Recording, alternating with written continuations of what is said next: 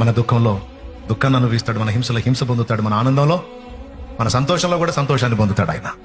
ఇంకా చెప్పాలంటే ఎన్నిసార్లు రాయించాడో, మీరు సంతోషంగా ఉండండి, చింతను నా మీద వేయండి, మీరు సంతోషంగా ఉండండి, సంతోషంగా ఉండండి, నేను ఉన్నాను కదా అని. అసలు ఎన్ని మాటలు రాయించాడండి.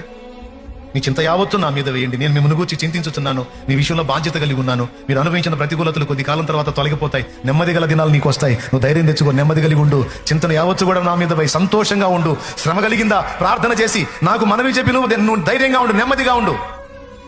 ఏం ప్రభా, నేను బాధపడితే నీకేమయ్యా? మరి నాకు బాధేరా బాబు, నేను ఏడిస్తే నీకేమయ్యా? నాకు ఏడిపోయారా బాబు.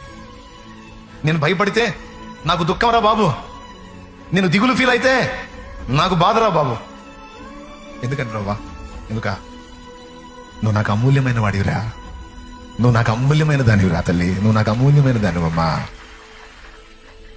ముఖ్యము నేనైతే నాకంటే అమూల్యం నువ్వు, అందరికీ నేను ఇష్టమైతే నాకు నువ్వు ఇష్టం.